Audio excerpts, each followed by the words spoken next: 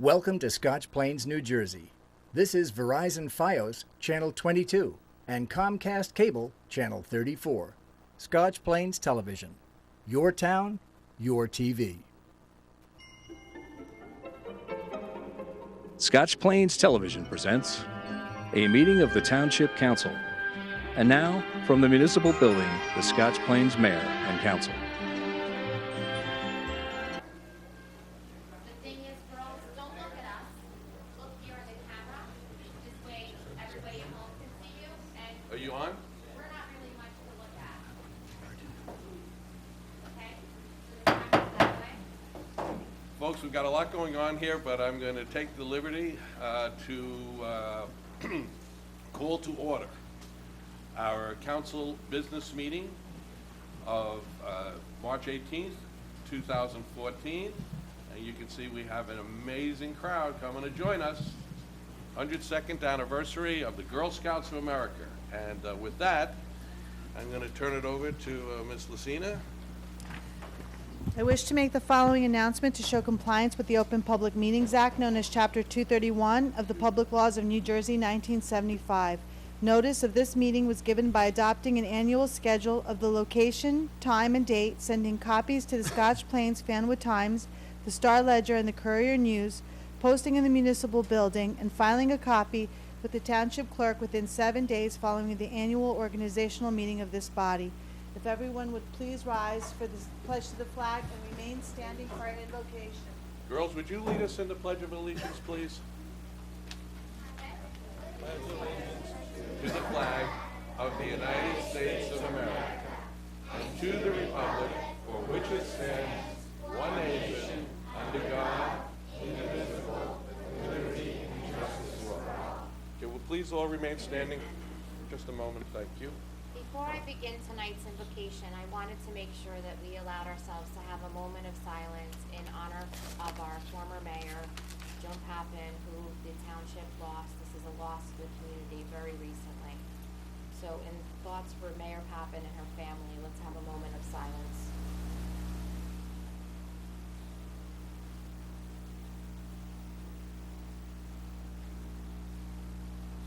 I'd like to continue with the following prayer. If you excuse me, I have it on my phone. May God bless us with discomfort at easy answers, half-truths, and superficial relationships, so that we may live deep within our heart. May God bless us with anger at injustice, oppression, and exploitation of people, so that we may work for justice, freedom, and peace. May God bless us with tears to shed for those who suffer, pain, rejection, hunger, and war, so that we may reach out our hand to comfort them and to turn their pain to joy. And may God bless us with enough foolishness to believe that we can really make a difference in the world, so that we can do what others claim cannot be done, to bring justice and kindness to all of our children and to the poor. Amen. I'm going to ask you all to be seated, and there'll be some additional condolences from a member of this council for our former mayor, Ms. Pappin, I believe. Yes, Mayor. Please, Mr. Councilman Vestine, you have some sentiments. As was mentioned, Joan Pappin, a beloved friend and public service of our township, servant of our township, passed away this past Saturday. The funeral will be tomorrow at the Rossi Funeral Home at 9:30, with the actual funeral service beginning at 10 and the interment ceremony following at Hillside Cemetery. Joan was born in Plainfield, raised in Rahway, and settled in Scotch Plains in 1962. So with few exceptions, I can see in the audience has been around Scotch Plains for a very long time. She was elected and served on the Township Council from 1983 to 1998. She was appointed as mayor of Scotch Plains in 1986, 1989, 1993, and 1998, and deputy mayor in 1985, 1988, 1992, and 1997. Joan served as the town council liaison for the planning board, as treasurer and vice chairman of the Union County Council, League of Municipalities, Library Board of Trustees, Master Plan Review Committee, Cultural Arts Committee, Mayor's Charity Ball Committee, and the PTA Council and Board of Education. Joan initiated the Telecommunications Advisory Committee, which included the live televising of the Township Council public meetings, the Environmental Commission, the Downtown Business Alliance, the World War II Commemorative Committee, and the Holiday Decorating Committee, which also included the much-beloved Nativity in downtown. Joan formerly held the positions of Chairman, Vice Chairman, and Commissioner of the Rahway Valley Sewer Authority from '95 to 2011, Vice Chairman of the Union County Republican Committee, Co-Chairman of the Union County Freeholder Campaign, President of the Union County Women's Political Caucus, Vice President of the Union County GOP Women's Club, PTA President of the Brunner School, Park Junior High, and Scotch Plains Fanwood High School, Chairman of the Union County Traffic Safety Committee, and she was a legislative aide to Alan Augustine. Joan was currently serving as Chairman of the Union County Republican Women and Vice Chairman of the Scotch Plains Republican Committee. Joan is survived by her husband Bob, her 2 daughters and their husbands Lori and Robert Fuchs, Sherry and Robert Santiago, and her 2 grandsons Connor and Brandon Santiago. In honor of Joan's service, as you can hear, tremendous service to Scotch Plains, contributions can be made to the Scotch Plains Rescue Squad. In addition, we will be working on commemorating Joan's life and service to the Scotch Plains Township by recognition of a Joan Papin Day. Yet to be determined the date. Thank you.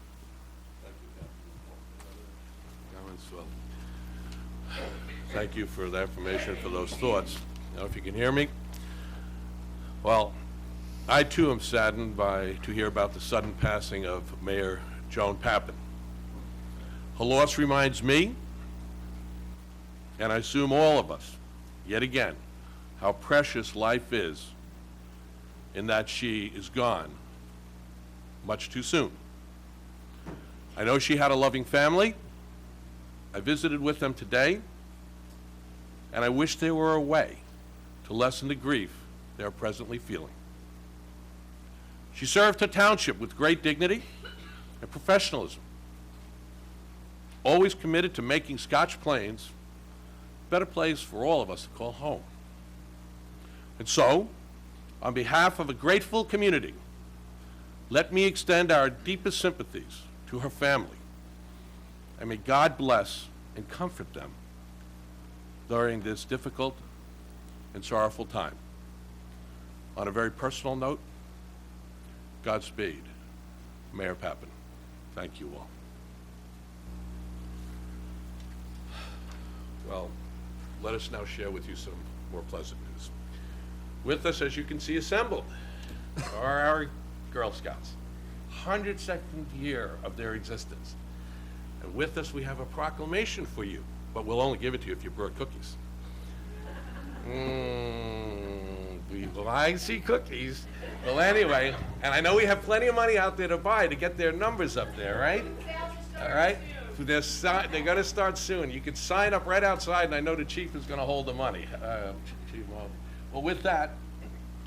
So, girls, Council- one of you have a speech, right? Who has a speech? Why don't you go up to the microphone, and if you want, we can help you lower the microphone. Who has the speech? She's got it. Go help her. You know what, I don't know if the cameras, can the camera pick her up, or should she come up and say it? Can the camera get her? Is she high enough? Do we know? Is she on camera? He's got headphones on. He can't hear you. The answer is yes. Okay, we want Grandma and Grandpa and everybody else to be able to see her. Okay, sweetie, go ahead. Hi, I'm Kelly from Girl Scout Troop 4329. Thank you, Mayor and council members for inviting us here tonight. During Girl Scout Week, we remember that the first Girl Scout meeting was held March 12, 1912 in Savannah, Georgia, when Juliet Gordon Lowe met with the 18 girls. This year, 2014, is our 102nd birthday, and today there are 3.6 million Girl Scouts, 2.6 million girls, and nearly 1 million adult members. That makes Girl Scouts of the USA the largest organization for girls in the world. Here in New Jersey, our council, Girl Scouts Heart in New Jersey, serves 25,000 girls in 7 counties, including 850 girls here in Fairwood and Scotch Plains, and 78 troops from kindergarten through high school. Our leaders include hundreds of volunteers, moms and dads and grandparents and neighbors, who give us their time and inspiration. Girl Scouts make the world a better place. Scotch Plains is already a great place, but here are some things Girl Scouts have done recently to make it even better. Decorated cookies and cupcakes for the long-term care nurses at Children's Specialized Hospital for Valentine's Day. Decorated placemats for the patients' meal trays at Children's Specialized Hospital. Planned 8 different activities at this year's Martin Luther King Jr. Day of Service, including making crafts, games, and fleece blankets to be donated to local hospitals, making food for food pantries, and making dog treats for a pet rescue center. My troop ate pet bags for the local animal shelter and brownies for the soup kitchen. Our service projects beyond our hometown include collecting items to support recovery from Typhoon Haiyan and continuing recovery from Superstorm Sandy. While we're here, we want to thank our neighbors for ordering nearly 42,000 boxes of Girl Scout cookies, which are being delivered tomorrow. If you still need cookies, you will see cookie booths around town in the next few weeks. We're proud to live in Fairwood and Scotch Plains and look forward to be active in this town for a long time to come. Thank you for the proclamation and for supporting the Girl Scouts.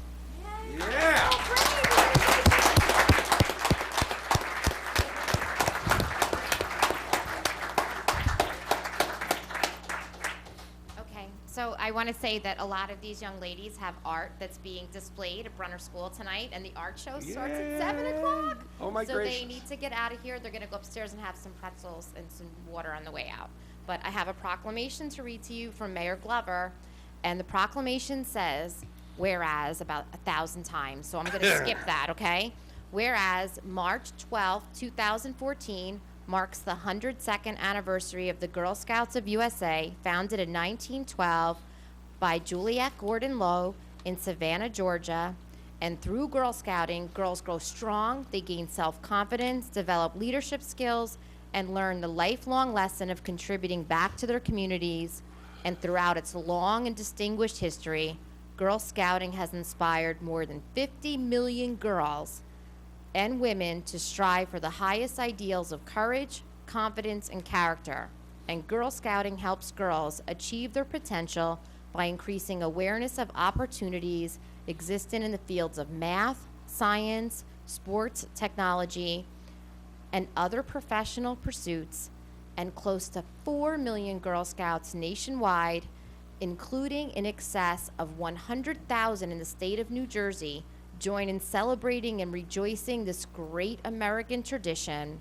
Now, therefore, I, Kevin Glover, Mayor of Scotch Plains, proclaim the week of March 16th, 2014 as Girl Scout Week in Scotch Plains, and urge all citizens to support the dedication and good works of the Girl Scouts of America.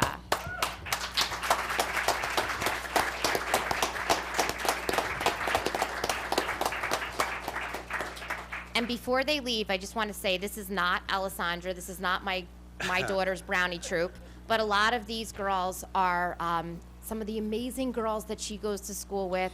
And the moms here, the moms that are just so incredible. The Brunner School moms are so amazing, and they roll up their sleeves and they volunteer at everything. And they're the first ones I call when it's 3:05 and I have no idea who's picking up Alessandra.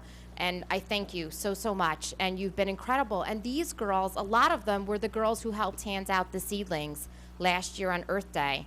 And that was a really special addition to the town. And they did it right outside in front of Town Hall. And I love them all, and I'm so proud of every single one of you, and I want you to keep up the good work, okay? Can you give this to Mrs. Villar for me?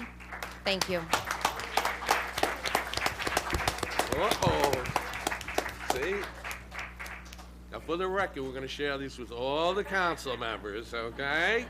But I have bought several boxes already from the troops. And please, thank you so much. You're so pretty. Thank you very much. Thank you so much. To our Girl Scouts. Give it up to the moms. Give it up to the Girl Scouts, folks. This is a day where we're all happy to be here. Wow, that's great. So I'm going to send one of these boxes this week. Thank you, girls. And artwork now, right? We're heading over to check out what you all did, right? Thank you so much for coming today and for making our township very special. All of you girls, it's a blessing to have you here tonight. Have fun, enjoy. One more time. Be good, girls. You have about 6 hours left, just so you know. As we say, ciao. Okay, we'll just take 30 seconds and I'll ask Miss Lucina to get us back on message here and take a roll call.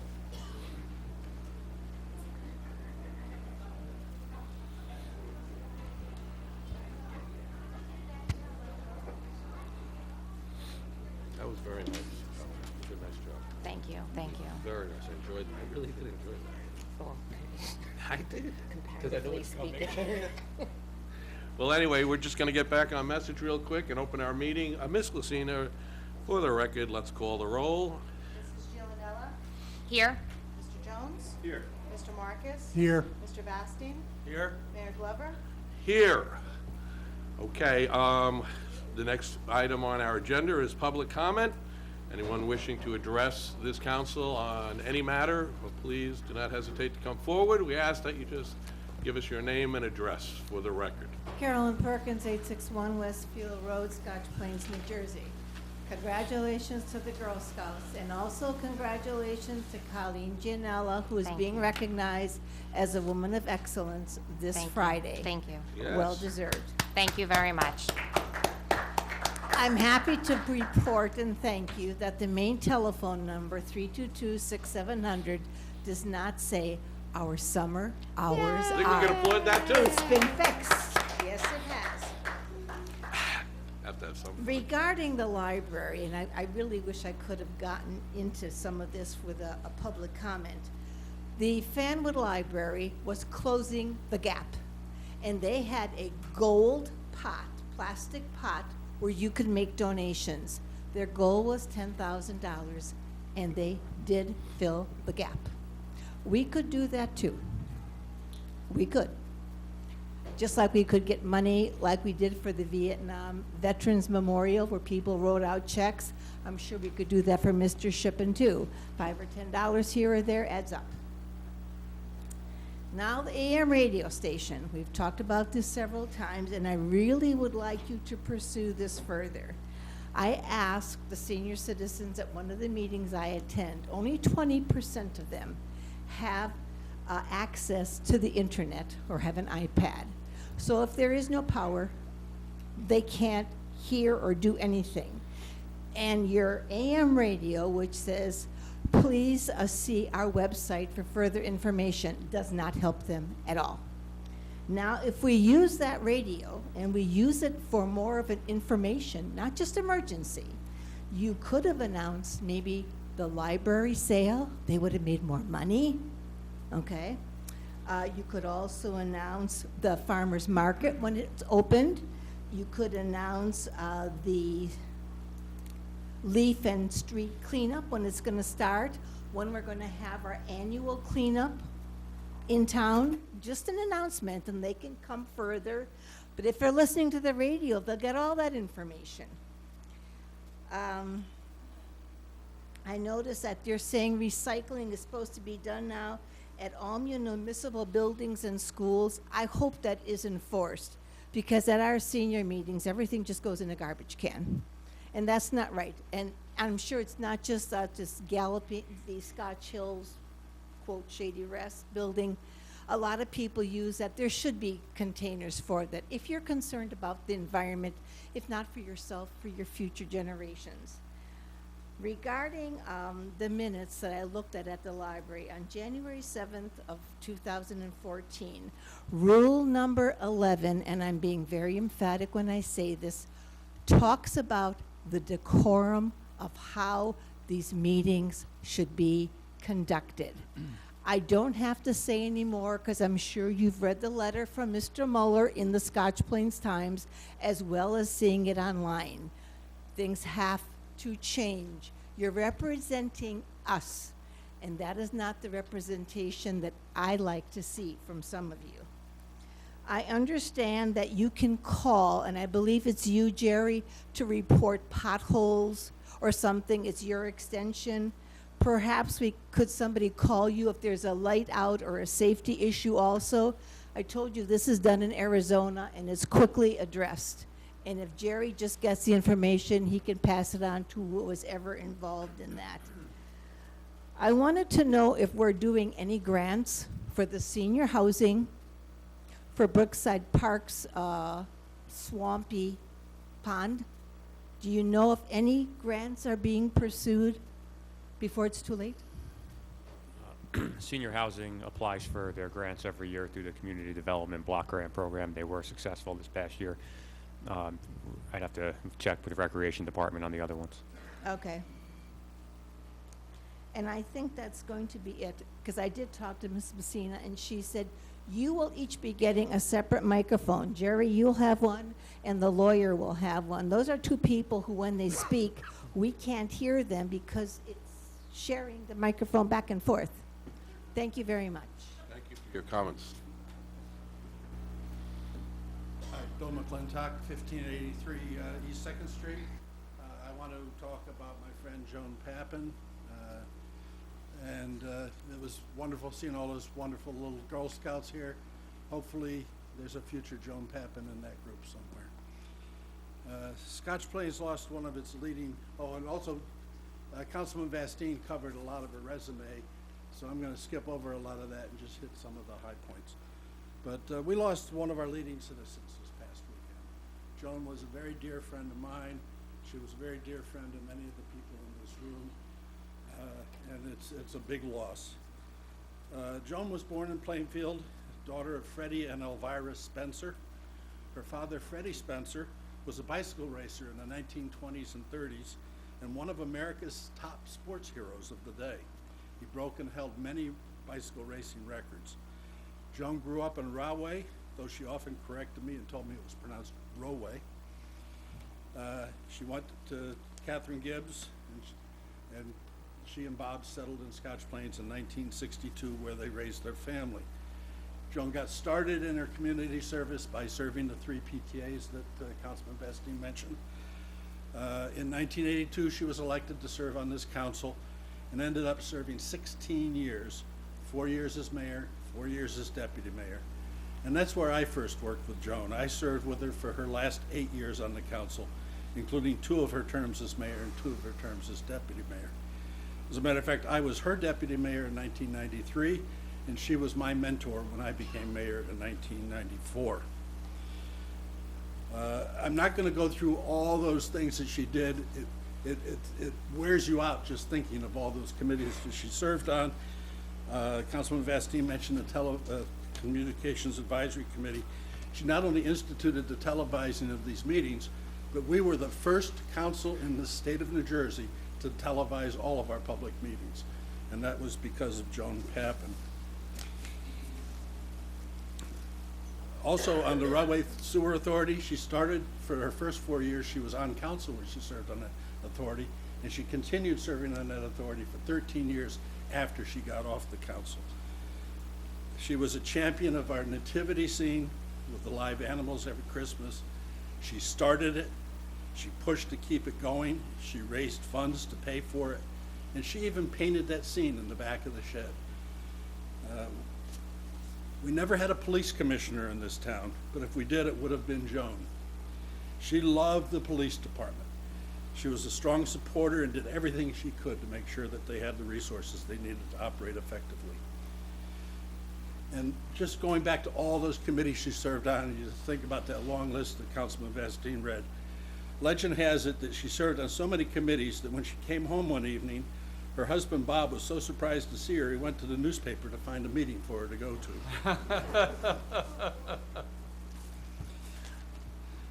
I served as the chairman of the Republican Committee for 11 years, in recent years, just until a couple of years ago. Joan was my vice chairman those entire 11 years and continued right up until her death, serving the 2 chairs that followed me. I couldn't have had a better partner, I could always depend on her support and assistance. As a matter of fact, during the past 23 years, I served 8 years on the council and 11 years on that committee with Joan. So for those 19 years, out of the last 23, I worked very, very closely with her. And I've never come across a harder working, more energetic, more dedicated, or more dependable public servant. Whenever something needed to be done, Joan was there and it got done. No matter what it was, when we were on the council, and I'm sure it's the same here, although I think they're mechanizing it, we used to get these huge packets of material every week. No matter what it was or how long ago the papers came in, Joan could always put her finger on a paper that we were looking for, even if it was years ago that it came in our mail. And I can't imagine where she stored it all, but she still had it all somewhere. Joan loved being mayor. She served 4 years at a time when we rotated the mayor every year, and was the longest serving mayor before mayors were elected for 4-year terms. We often refer to her as mayor for life. We also refer to her as mother. As mayor, and often even when not the mayor, Joan would tell us what to do, and our response was often, "Yes, mother." She ran the council whether she was mayor or not. Joan will be missed by all of us, and she's touched the lives of everyone in Scotch Plains and beyond. I'm sure she's running and starting to organize things in the great beyond, and they don't know what they're in for. Thank you. Mayor McClintock, thank you for your kind sentiments, and we mourn the loss of your deep friend in our public service. Thank you. Please, sir. Alexander Smith, 1451 Martine Avenue. I am the current Republican Committee Chairman for Scotch Plains, and I also have some comments concerning Joan. As Bill has mentioned, she was my vice chairman, and she was my friend. From the kind words from Bill and Councilman Vastine, it's very clear that she was a woman of service, spending 16 years giving direct service to this council. She was born in Plainfield, but she was a Rawway girl. I'll never forget a ride. We were going to an event in Rawway, and we were chit-chatting on down Lake Avenue, and we hit Rawway, and suddenly I got a tour of Rawway, what it was like in the old days, what it is now. And I'll always play that memory in my mind when I think of Joan. She was so very proud of her family, her husband Bob and her 2 children, Lori and Sherry. Many times she told me, including that ride to Rawway, that how proud she was that she was the president of the PTA when her children were going to those particular schools. And with her other activities in town, she told me, to the dismay of her children, she always knew what was going on. Some of you may not know, Joan had quite a stellar career at AT&T. She and I was also at AT&T. We were colleagues, but that's sort of like saying 2 fish in the Atlantic Ocean were colleagues too. But I do know this, she was leading the women in breaking those glass barriers and making it much easier for women today to get into those higher executive positions. When I joined the Republican Council Committee in 2010, Joan specifically reached out to me and began to tutor me and take me under her wing. When I surprisingly became the chairman of the committee in 2013, she again took care of me. She made sure I carried out my duties in an appropriate manner and was always there, as Bill said, when you asked her to do something, she was there to do it, and she always got it done. But Joan was somewhat of a nudge, too. If she saw something that needed to be fixed, she spoke up. She was so proud, as people have mentioned, again, it was in Ride to Rawway, about how she started the live broadcasts, TV broadcast, for these council meetings. In one of her last appearances at this microphone in the last few months, she asked the question, why are we not televising all of the council meetings? And I'll leave that for further consideration of the council. Even in death, she continues to serve the community by requesting donations be made to the Scotch Plains Rescue Squad. Certainly a very vital function for this town. So as, like me, if Joan touched your life, I recommend you go and give a donation to the rescue squad.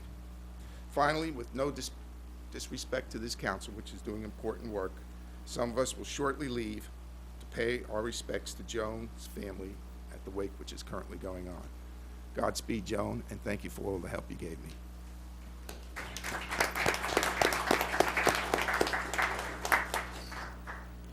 Henrietta Peterson from 1140 Maple Hill Road. I was here 4 weeks ago to highlight the problems with pedestrian safety in my neighborhood, and at the time I was promised that there was going to be a survey of the situation, and I was wondering if there's any kind of feedback on that. The police department did look at that. I'll make sure you get some more. I don't have that information on me at the moment. I know if you're here after the meeting, the police chief is here. He might be able to update you on some of that information. But if not, if you're not here that late, just follow up with me in the morning. Okay. So they have been to my neighborhood to have a look? They have, yes. Okay. Thanks very much. Thank you for coming out.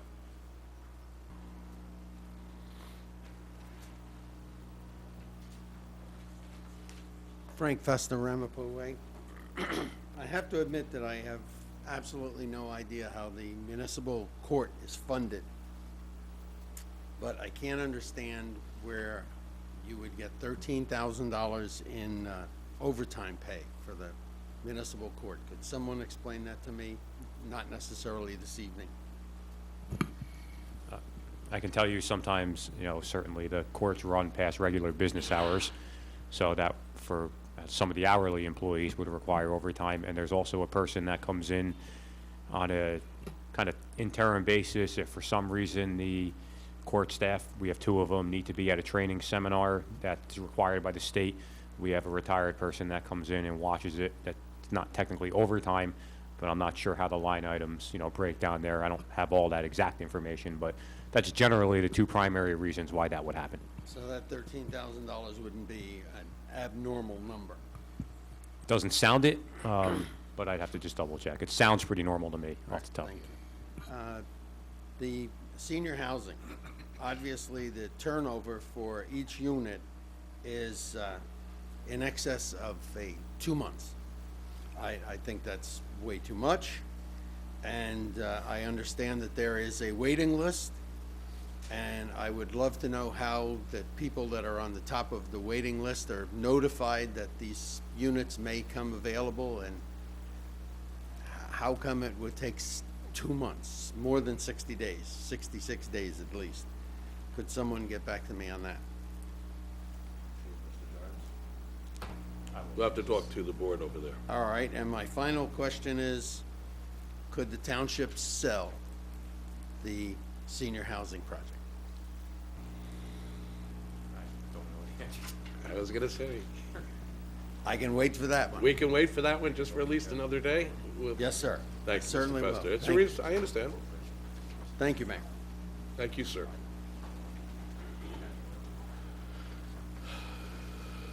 Good evening, Sylvia Hicks. As the chairman of the Preserve the Shady Rest Committee, I've attended many of the council meetings to discuss saving the Shady Rest Clubhouse and preventing it from falling into further disrepair. I'm sorry, I got a bad cold. I'm sorry. The clubhouse, presently owned and operated by the Township of Scotch Plains, was the centerpiece of the Shady Rest Golf and Country Club, the first African-American owned and operated club in the nation, and once in the home course of America's first professional golfer, John Shipman, and African-American. Last August, I stood before the town council and I asked that the Shady Rest be prepared, starting with replacing the roof that leaks badly. Further, I asked that the town council not use the Shady Rest as a campaign issue. Regrettably, my request fell on deaf ears. While I've heard lots of words, what has been done, why can you also not see and address the obvious? Would you not fix a hole in your own roof to prevent further damage to your homes? Councilman Bastine, at the February 18th, 2014 Town Council meeting, You may recall that you refused to entertain taking action to replace the roof, instead arguing that the necessary repairs had been made to prevent leaks and further damage last fall, I'm certain that you are now aware and accept the following day that the building incurred significant interior damage resulting from melting snow and rain penetrating through the roof, which if would have been repaired, was clearly done poorly. The damage, which I saw, included falling ceiling tiles, walls so wet the sheetrock had to be removed, water accumulation in the ceiling lights, fixtures, damage to the wooden veneer floors, all of which resulted in canceling of all the activities at the buildings until the emergency repairs could be made. Disappointingly, at March 4th Town Council meeting, once again, the majority of the council, led by Mr. Vastine, with support of Deputy Mayor Marcus, Councilman Jones, argued and voted against taking immediate and specific action to replace the building's roof that leaks badly and is in total disrepair. Mr. Vastine, along with Mr. Marcus and Mr. Jones, ignored the obvious needs to replace the roof by vetoing a call to replace it.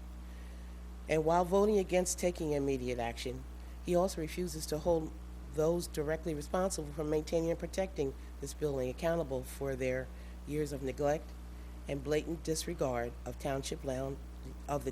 township landmark and part of our nation's history. I have been the author of the majority of the emails, letters, press release, and flyers, contrary to Mr. Vastine's allegations that there was no propaganda, there is no misleading statements, it's just plain truth and facts. There's no photoshopping. Everything that I publish as the truth. Would you like for me to respond? No, thank you. Recently, a reporter for NewJersey.com who had covered the ongoing efforts to restore the Shady Rest contacted me. I told no lies, nor did I mislead him in any way regarding what occurred. He asked me what I saw, and I told him exactly what I witnessed, which is what I have been sharing with you in efforts to save the Shady Rest.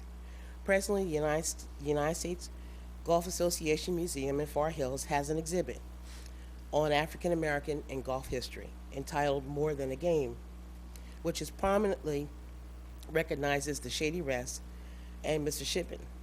At the conclusion of this temporary exhibit, I have been told that many of the pieces of the memorabilia and the artifacts, as well as other items, will be available to be housed in a permanent exhibition at the Shady Rest Clubhouse building for all to enjoy if we could safely secure them, and I hope that this can be accomplished. As chairman of the Preserve the Shady Rest Committee, I do not intend to rest until this building is I do not intend to rest until this building, this important place of Scotch Plains and American history, is placed in the hands of caretakers who value its place in history and will work to make it once again a place for families and for future generations to come, to enjoy, to learn its history. My appeal is to all citizens of Scotch Plains. We must not let indifference, ignorance, or lack of funds or a partisan council stop us from doing what is right. Once again, I'm asking that you take immediate action to preserve this historic site. On a personal note, this was a statement after the March 4th Town Council meeting. I was standing beside myself. I went home, I sat down, and this 2 pages started off as 10. And I just wrote until I just could not see straight. I didn't go to bed until after 3 o'clock in the morning. I was just plain disgusted.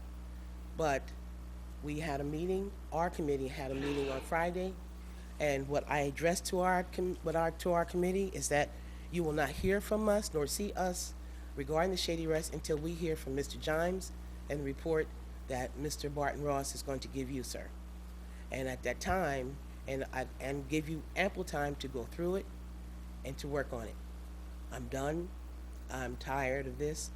The citizens are tired of this. You're tired of looking at my face. So we're going to give you the time that you need. You stated that you were waiting for them to give you power to work on anything of an emergency. Well, I thought that roof falling down or leaking was an emergency. I wouldn't want to sleep in a bed with an umbrella over my head.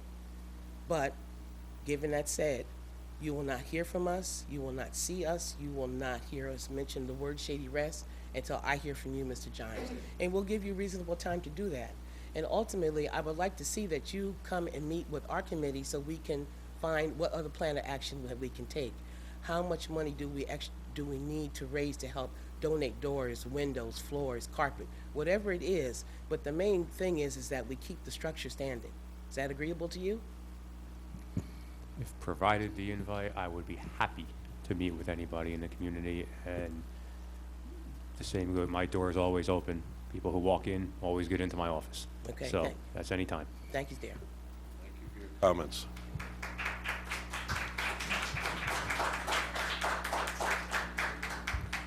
Albert Muller, Ramapoe. Item number, resolution 2014-68 regarding the 2% cap.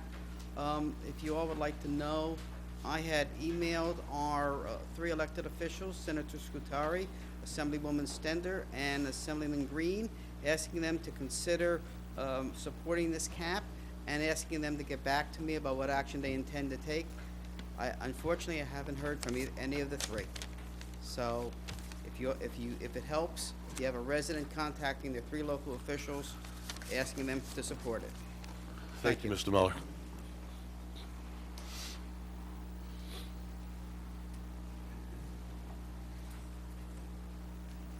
Good evening. Guido Pasucci, Sager Place, Scotch Plains, New Jersey. Finally, after 6 months, we start to see a little light at the end of the tunnel in reference to the affairs that Darby Road runs outside.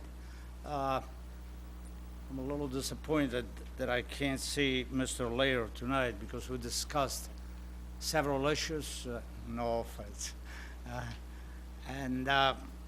I'm going to cut a lot of my agenda because he's not here. I understand my attorney is in touch with him to work certain issues on this meeting over here. But as you know, the affair next door is still went on March 14, 15, 16, and 17 without a township approval, without township permits. And even though a liquor license was obtained, the liquor license should have never been used because that affair, it wasn't permitted by the Township Council, and the liquor license was issued by ABC, contingency, and I specify contingency, to municipal approval, to municipal ordinances, and municipal regulations. The township, as we discussed March 4th, as we did, as Mr. Laird says, that we needed a special use permit to run this affair. Now, I understand that they got fined, I don't know, $2,000 a day. I don't know, Jerry, are you familiar with that? I don't know. I was talking to you the other day, and you says, even though the affair went on, they were get fined, something like that. It's being handled through the building department. Okay. Were they getting fined or something, I don't know. Were they getting fined? My understanding. Okay. What I'm asking, I don't want to make this long due to the death of our ex-mayors, and what I'm asking the Township Council, because the Township Council never took action on this, that they stop issuing permits until Mr. Lair and my legal team comes up with a solution. We don't want to come back here in Oktoberfest and the affair is run without a permit. Okay, we don't want to do that. You guys got to state now that no permits will be issued unless the township attorney, it's okay with the Township Council. Now, I understand that when they run these affairs, there's donation given out. The PAL, which I imagine is a great organization. It's good, they have a donation to them. It's good. We have another organization that they give donations out, which is the Irish, it's an Irish organization. They get donation from this affair, which is good, a great organization. And there is another school that benefits for this, Holy Trinitas School in Westfield, which is a great school. I know my kids know that people, it's a great school, and it's fine. But I'm asking the township governing body, anybody that's got some kind of tie-ups with these people, they shouldn't be voting. It's conflict of interest. If the chief is tied up with PAL, he should stay out of the business. If anybody on the township council is tied up with any groups, any organization, in reference to Darby Road, they should stay out of it. Brandon is part of the Union County, whatever it is, he should stay out of it. People that should vote on these items is people that doesn't have any conflict of interest. I make myself clear. We have too many officials in town that they are tied up with this Darby Road over here. You cannot stay with them, you cannot socialize with them, you cannot eat with them, you can't drink with them, and expect me to believe that they render a proper decision on this affair. It's not, it's impossible. Now, is the town okay? I'd like to have a response. Is anybody there is okay with this? That we will give no permits out until the township council will give the okay. Can I get a response, please? Yeah, I'm a little confused about some of your comments there. You're indicating a conflict of interest, but I thought your whole premise was that they didn't get a permit and none of them voted on it. No, they didn't. March 4th, we established that they needed that special So the use township permit. council didn't take any improper No, action? they didn't take any action. Okay, March 4th. okay. And they went on with the affair without a building permit. All right. Without permit. And I understand that there were some fines issued with that, and that's being handled through the process. That's what I heard, yes. So now we're just gonna make sure in the future, like you said, that they get a permit. Yes, but I want a commitment right now that people involved with this organization, that benefit from this organization, they exclude themselves from a township council. Anybody that has a vote. conflict of interest would have to recuse themselves, absolutely. I don't know if any of these council people have a conflict of interest, but that's not before them at this point in time. But I assure you, when Oktoberfest comes around, that Darby, whoever they are, they will have to apply for a permit, and that will come before this governing body in the proper course, and proper action will be taken at that point in time. And I assume you live close to that place, I imagine? Right close by. All right, so you'll, I get it. So you'll get notice of that, you come, speak your piece. But at this point, hold on, but sir, at this point in time, what's done is done. What happened over what happened over the weekend, it's done. Nobody can change that at this point in time. So your commitment was you wanted to make sure that in the future they get a permit. I'm telling you that we'll make sure that happens. And I want to make sure that the ABC liquor license, they didn't get a permit yet. They didn't apply for Oktoberfest yet. I want to make sure that that permit is not issued yet for the Oktoberfest. I know nothing about the ABC. We can't control what the ABC does. But we'll make sure, as far as the permit process that is required within the township, that it happens. That's what you want, that's what will happen. Jerry, did they apply for the permit yet or not, for the Oktoberfest? I have no idea. Mr. Benson, you know if they applied yet or not? Okay, now, what we want to do downtown Scotch Plains, here's what we want to do. We don't want to envision a downtown Scotch Plains like this weekend. We don't want to envision that. We have told these people to keep their garbage on their own property. I don't want to see no more township property full of dumpsters, garbage cans, beer bottles, gas tanks, propane tanks, and that refrigerator truck that they got there running 24 hours a day. It's against state law to have a truck idling 24 hours a day. They've been told last year, and we were guaranteed March 4th, on March 4th meeting, we were guaranteed by Mr. Lear that these people will keep their dumpster on their own property. This is not what downtown Scotch Plains looks like. We don't want town to look like this. Are you getting this? You want to get a close-up? You get a close-up. That's what it looks like. This is disgusting. Sir, could you please go back to your spot over there? I think we can all see it. Okay, because let me tell you, this has been kept out there all weekend long, and in the middle of the night, you see raccoons there. That's what attracts raccoons, rats, mice, and cats. That's what this stuff brings downtown. That's what brings downtown. And when I open up my front door, you know what you see? These all taken from my front door, right there. That's pretty disgusting, wouldn't you say so? Is it there now? Yes. Matter of fact, 2 more dumpsters over. When you go outside, there's 2 more dumpsters full up over there. Right there. I mean, don't you guys embarrass? Don't you guys have any pride in downtown Scotch Plains? All of you. All of you. All of you. Don't you guys got proud? You guys gotta have proud downtown Scotch Plains. What are we turning on? The dump over here? This is a completely dump. Take a look at it.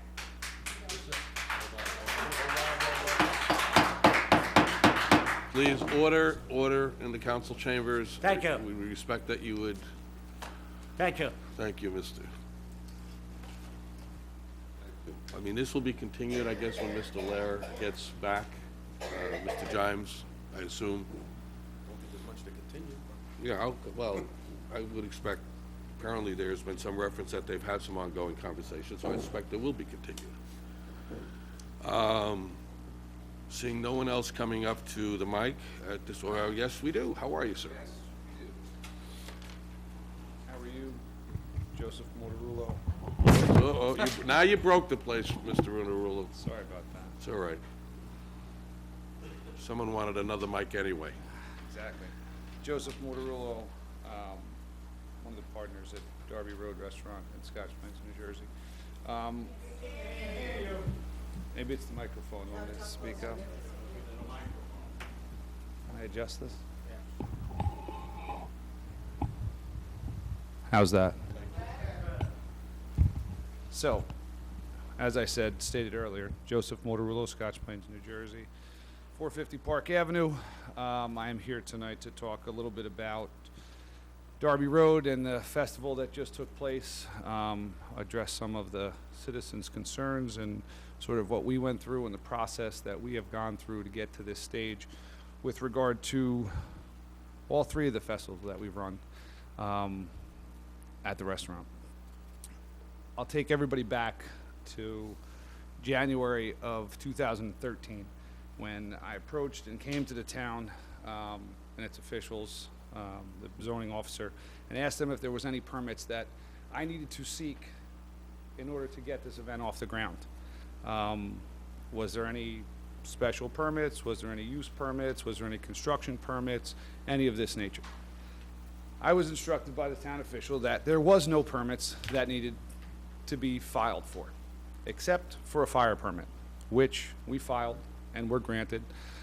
The inspector came out, he did his inspection of the site, he asked us to make sure that we chained any of the temporary propane tanks that were on the site so that they couldn't be stolen, tipped over, become dangerous, or anything of that nature.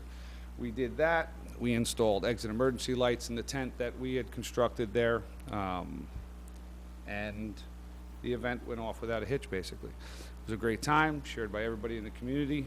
Thousands of people attended.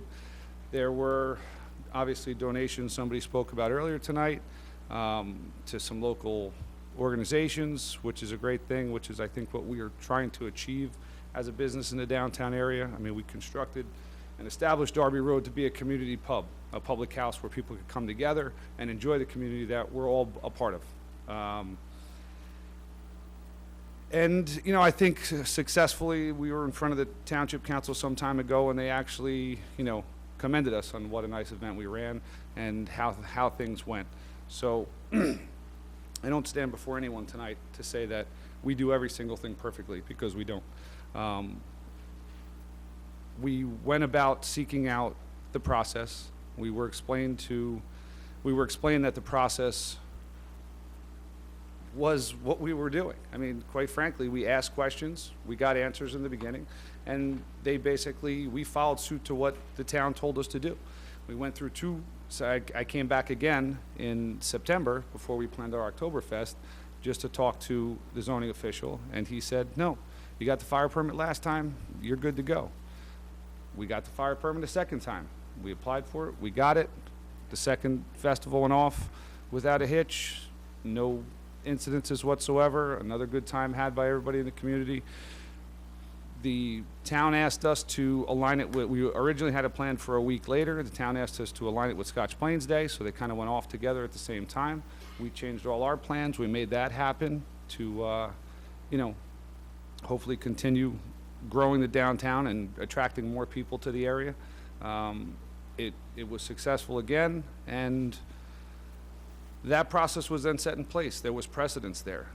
There was no reason for me to come back again in January, but besides apply for the fire permit like we did before. I applied for the fire permit the third time, and it was denied. The officer found something in one of the sections that they hadn't found prior, and it was denied. I had already had close to $30,000 invested in this event ahead of time. I talked to, a lot of people. I got some advice of what to do, and they said, you know what? Try to go ahead as it was planned, and we'll try and clean up the mess afterwards, and correct the language. Hopefully, at some point in the future, when you guys have more time, we can actually address possibly making this some part of the ordinance and fixing a way that we can go about the proper path and achieve, obtaining all the proper permits. We're not trying to get away with anything. We're not trying to do anything. It's not as if anybody didn't know this months in advance of the event being planned. This has been a discussion in this room for the last 4 or 5 months. So it came as a shock to me to get a letter from the zoning official stating that we're going to be fined for something that, in my opinion, we had already, and not in my opinion, in their opinion, we had already had permission to do on 2 prior occasions. So it was a little shocking. It's not something that we're trying to, do for our own personal gain. I mean, I'll say it right now. Do we make money from the events? Yeah, sure we do. We're in business to make money, but we're also trying to do some good things for the community as well, exposing the downtown area to, a lot of new people. We had thousands of people that came from all over, literally all over the state to that event, and maybe they have never been to Scotch Plains before. Maybe they're going to come back next time and go to the Stagehouse or one of the other stores locally or something like that. So I think it's a good thing for everybody involved. Ultimately, I obviously know some of the citizens have concerns about how the operation went through, and the garbage was an issue. I do not claim that it was not. I have a letter from my garbage company that basically states they came each day. It was just so much volume of garbage because of the amount of people that came that was unexpected. We will take different plans next year, and we'll make sure we have more adequate garbage facilities on site so that when they do come, that there isn't that issue. But they were, and in this letter, they do state to that they came Friday, Saturday, Sunday morning to clean everything up, and they did. But during the course of the day, during the operation, there was just too much of it. I met with the health inspector today and discussed that very issue. This letter he has to get a copy of from them. The other thing was that on Saturday night, because there was so much garbage there, I actually told those guys that they had to come there and that I needed to be there to, so I stayed up till 5 o'clock in the morning. And when they got there, I hand loaded all the bags onto the truck to make sure it was all cleaned up and properly done. But the thing I did notice that night was that the truck they are sending to do our garbage removal, and this will go directly to Mr. Pasucci and his family, that it is incredibly noisy. And I apologize for that at this stage. I have never witnessed it like that. I've seen it dump garbage during the day. And during the day with all the road noise and everything else, it doesn't seem to be too bad. But at 5 o'clock in the morning when you can hear a pin drop in the downtown, it was incredibly noisy. So I asked them, and they have responded that they will not come to our business anymore prior to 7 a.m. So that everybody can sleep in the downtown, because it sounded like a bomb exploded when they dumped that garbage. So I apologize for that. Other than that, I mean, we're just trying to do what the town wants us to do in terms of getting the permits and the procedures, and hopefully continue with these events in the future. But that's all. Okay, it's public comment. Go ahead. I just, What? No. Sure. Wait, what? Who was the construction official that told you back in March? Somebody who wanted I don't want to throw anybody under the bus. I don't. I listen. I don't. You don't have to answer. No. All I right, understand. we can I do understand. this whenever I you guys understand. wanna. There'll be. He doesn't have to answer. This is the He doesn't have to time answer. for public comment to No, the no. council. I would just actually want to address one of Mr. Suchi's issues. you're indicating the garbage is still out there. Can we get it picked up and out of there? They're coming this morning. Okay. Not before 7 o'clock. Yeah, let's not have a dialogue between Yeah. ourselves. No, I respect they that. are I just scheduled wanted, to we come want to, this listen, we morning. want to conduct these meetings as best as possible using Robert's rules, and that's why I asked if you would, if there's another comment you want to make, there'll be another opportunity for public comment at the end of the meeting, or you can, but I don't want to have a debate here. We need to get you people together. Sure. So in response, they are scheduled to come in this morning. It was dumped this morning again, but then we had the additional cleanup from the rest of things today, and it is full again Just to address at these this point. concerns, I'd be happy if you can get that out of there, and then this, So it's there right now. That'd be fantastic. Fantastic. Okay, thank you. Yep. I thank you for coming out. This has been a very big bone of contention. This has consumed a lot of this council's time. But listen, the fix is right here in this room. We just gotta get people to get together and fix it, once and for all. I'm very sympathetic to your efforts to run a business, but I'm equally as sympathetic to one of my neighbors, who's lived here a long time and just didn't fall out of bed one day and have a problem. He's been sharing with us for, months, if not for the past year. Based on your recommendation at the last meeting I was at, where we Right, were supposed to have a conversation between the town attorney, the town manager, and myself. and Mr. Regrettably, Pasucci. I don't even want to debate you, Joe, because I don't think that would be appropriate, but I will tell you, for what I understand, is that that meeting was called without ample notice given to one of the parties. So, like I said, you know what, when they say Both of problems in this room, let's fix it. And I That's know, what I'm looking to do. you've got nothing but, good business, reasons and objectives. Your references to trying to improve our town by getting foot traffic, that hits a, chord with me, so I get it. But on the other hand, this problem should not go on much longer. I think we can resolve it. Please, let's just get it done once and for all. And what's fair is fair. We want to be all good neighbors, I think is how I had it. I think that's what the gentleman's request is, and I think that's what you're striving for too. Fair enough? Absolutely, sure. So in that case, I don't want to see you in Thank my courtroom again. No, I'm kidding. Just a comment, Carolyn Perkins. I have to sympathize with the Darby Road, but I also sympathize with Mr. Pastucci. And unfortunately, when the Darby Road wanted to have their events, they probably should have gotten something in writing that they are conforming to everything they needed to do, not just saying getting a fire permit. Now, you would have had something to back you up. You have it in writing, you did what you should, now you can have your event. I mean, when you and I talk to somebody and you have a question about your medical bill or something, I usually write who I spoke to and what time, and I usually get things in writing. To conform and get those permits is probably very important. And the Darby Road is an asset to the town, but Mr. Pastucci has been very patient, and I hope that next meeting we have, everybody is fine and happy, and we're going to move forward. I couldn't agree with you more. Thank you so much. I think we're all on the same page there. I hope so, at least finally. Okay. Anyone else want to address this council? So the garbage will be out of there today, God willing, tonight. That's, I just had a thumbs up for tonight, so I'm gonna take the bid that says tonight. Okay. So, no one else coming to the mic. Next item on our agenda, we do have another time for public comment, so please stick around if you want to comment on some of these other matters. May I have a motion, excuse me, I told you I had a cold.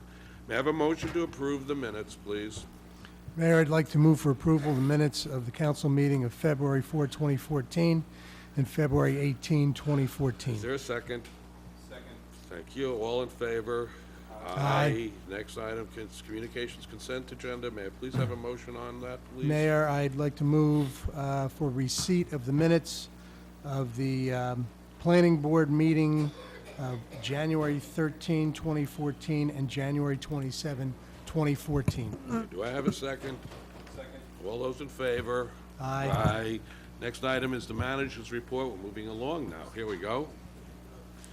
Just a couple quick things before we get to the regular agenda. With respect to the budget, we had our budget hearing on the library a little earlier today. I'll make the adjustments based on the motion that was made.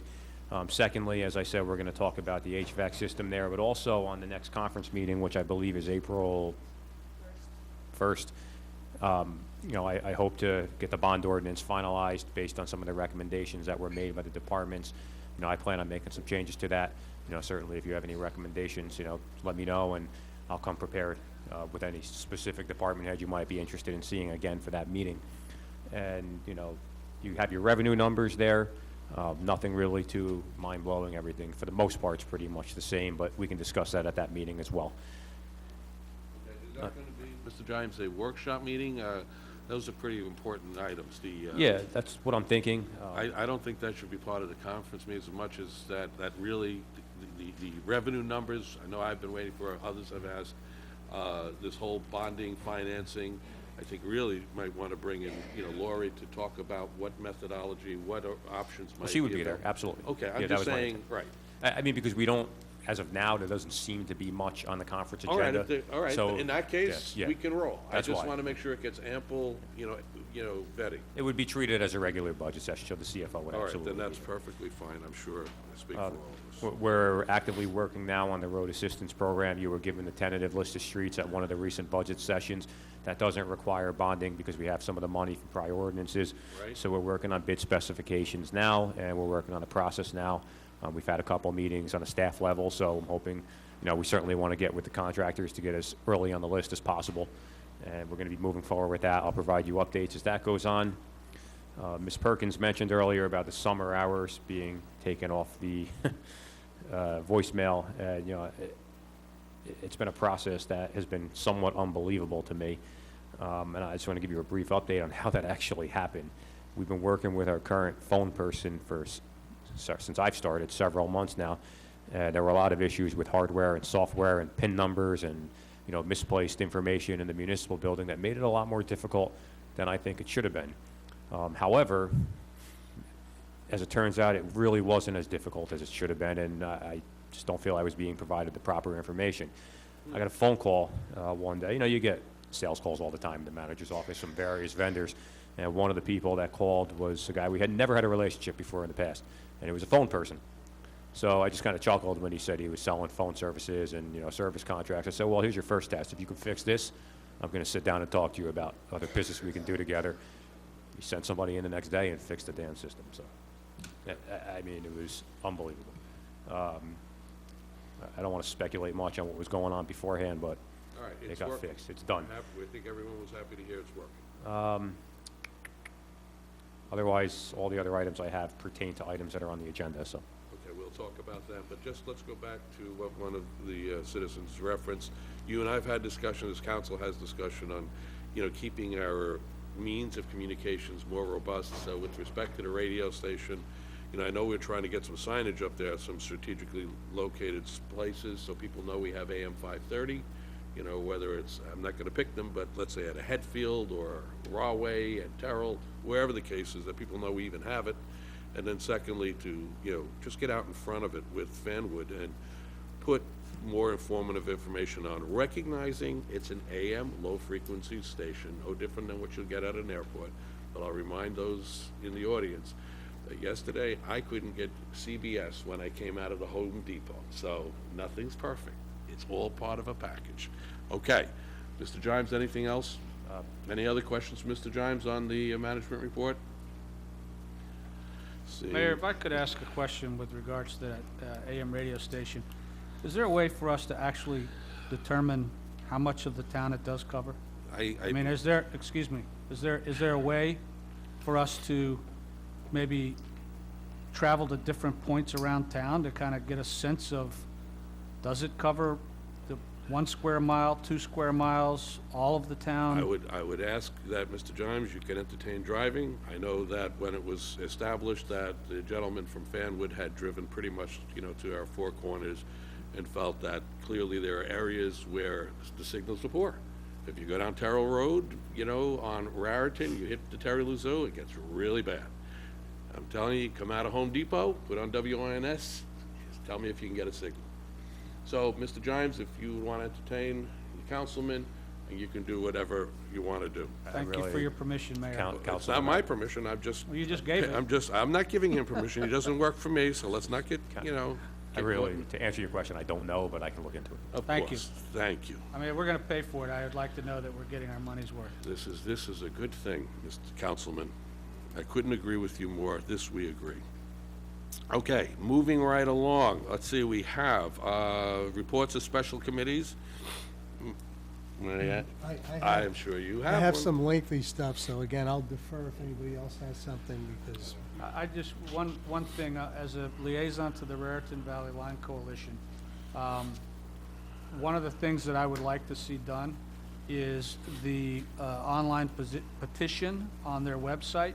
Is there a way that we can have that put up on our website, the link to that? It's an online petition that you can sign to encourage NJT to expand the one-seat ride service into Manhattan. If the council's okay with that, I can do that. I see no reason. It was fun. I got on that train the other day. Unfortunately, there's not too many. But maybe we'll get another tunnel someday. You Consensus, said, everybody? in different, we're all good with that, right? Please? You're gonna come, let's start here. Let's. No, I'll wait.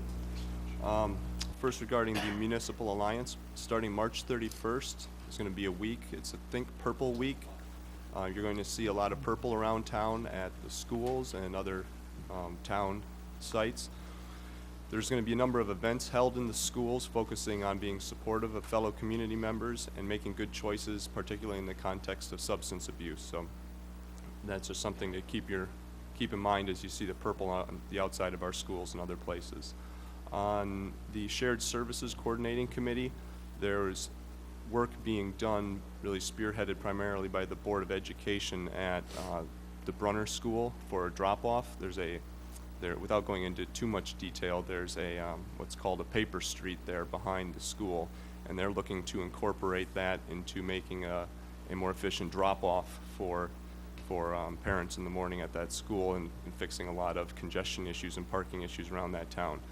Around that school. The bulk of that work is likely to be done by the school board in terms of paving, curbing, etc. They may at some point come to this council for some approvals and ask for some line striping, but it doesn't sound like we're going to be asked to make any significant expenditures in that regard. So that's just an FYI at this point. We're expecting to hear more back, and I think our manager is going to hear more back from the Board of Ed on that one. Another topic that was discussed there was the idea of energy aggregation. This is something that Fanwood is pursuing, and it's not for the town itself, but it's for individual residents. The idea behind it is the town goes out and rather than individuals' electric bills and generation being provided by the usual utility, PSE&G, they bid it out as a big contract, trying to gather more purchasing power and get a lower rate for rate holder or for utility payers in town. This is something that individuals can already do by themselves, but a lot of people don't, so it's something that the town could do if we wanted to look into doing that. If there's interest, maybe we could discuss that at a future council meeting. If any other council folks have questions about that, feel free to reach out to me in the meantime. And that's all I have on subcommittees. Councilwoman? I just wanted to report, as I said earlier, the Brunner School Art Show is occurring. Obviously, with the spring coming, we will have numerous community and school events occurring. I have another question that I wanted to speak to the council about, but I'm not exactly sure if it would go here or under council comment, so I'll wait to, I guess I'll wait to bring it up, and if I was wrong not to bring it up now, then I apologize in advance. Thank you. Please. I have some information here from the Scotch Plains Recreation Commission that I will try to go through expeditiously. Couple of announcements. The small fry camp registration for children ages 3 to 5 who have yet to attend kindergarten is now open for registration. Recreation Commission offers 3 two-week sessions with 2 time slots for each session. Each session has a 9 a.m. to 11:15 a.m. slot, which is $140 per session, and an 11:30 to 1:45 slot, which is $110 per session. Registration can be done online by visiting the Township's website and clicking the Community Pass link. Scotch Hills Golf registration. 2014 golf memberships at the Scotch Hills Golf Course are now available. Members receive reduced green fees, email updates, free lessons, and more. Registration can be done online by visiting the Township's website and clicking the Community Pass link. Additionally, the golf course is scheduled to open this Friday, weather permitting. The hours of operation for the golf course will be from 8 a.m. to 7 p.m. The Girls Softball League. Registration for the girls softball program is underway. The program is open to all girls from grades kindergarten through 8th grade. The fee for the program is $65. Takes place on Monday nights and Saturday afternoons. For 3rd through 8th grade girls, they'll be broken into divisions and teams and participate in league play. Games and practices take place during the week and Saturday mornings. The cost for the league is $85. The spring brochure by the Rec Commission will be available online beginning next week and will be mailed out to all residents. The Commission is offering a wide variety of programs beginning in the spring, including our popular Stars Theater program over the summer. You can view the program, the brochure, online by visiting the website www.scotchplainsnj.gov and clicking the Recreation tab. The Township Facebook page, we encourage all residents to visit and like the Township's Facebook page, which can be accessed by visiting facebook.com/Scotch Plains Township. Along with Township information and updates, you'll find recreation program information, class changes, and cancellations on our Township's page. Some other information. Senior fitness classes. Recreation Commission offers fitness classes for seniors each season. That includes Zumba Gold, yoga, and line dancing. Registration for the new session of line dancing is open now, with the session beginning March 31st. The cost is $15. Zumba and yoga classes will take place on April 29th, with sessions starting the week of May 5th. The cost for Zumba is $5, and the cost for yoga is $15. Trip to Hunterdon Hills Playhouse. The Scotch Plains Golden Agers are sponsoring a trip to the Hunterdon Hills Playhouse to see the comedy mystery Busybody on Wednesday, April 9th. The trip includes the show, appetizers, lunch, dessert, and transportation. The cost for a trip is $70 and leaves from Scotch Hills at 10 a.m. To register for the trip, please call Jean at 889-4121. Hello, Jean. Senior Citizen Advisory Trips. The Scotch Plains Senior Citizen Advisory Committee is sponsoring 3 trips this year for senior citizens. The first trip will take place on Wednesday, April 23rd, with a trip to Mount Haven in New Milford, Pennsylvania. And I have some additional information about that. Cost of the trip is $45 for residents of Scotch Plains and family, $47 for others. This involves a one-man show featuring Joey Vincent, and there is a buffet on arrival, a variety of great food. Registration begins March 3rd, or began March 3rd for residents, and began yesterday, March 17, for others. All registrations must be made in room 113 of the municipal building. Any questions? Call 908-322-6700. That's a municipal building, extension 222, or 889-2084. I believe that may be Laura Swiderski's number. She's the chairman of the Senior Citizen Advisory Committee. In addition, Last week on Thursday, was it Thursday? Wednesday. Wednesday, thank you, Mrs. Perkins, March 12th was senior day at the high school. I understand that was very successful, and there was a big crowd there, and everybody had a good time. The seniors and the high school students, entertaining, and I'm glad to hear that everything worked out well. And thanks to my daughter for participating in that. In addition, I have some information that was discussed at our last Senior Citizen Advisory Committee meeting that I want to bring to the attention of all of our senior residents. This has to do with something known as the New Jersey Senior Freeze application. This has to do with property tax payment. I received some information from through the Recreation Commission via our tax office in Scotch Plains. And that information is for any seniors who are interested in looking into the New Jersey Senior Freeze for your property tax. A copy of the 2013 application for the New Jersey Property Tax Reimbursement application is available in the tax collector's office here in Scotch Plains. And I'm told that forms can also be downloaded online.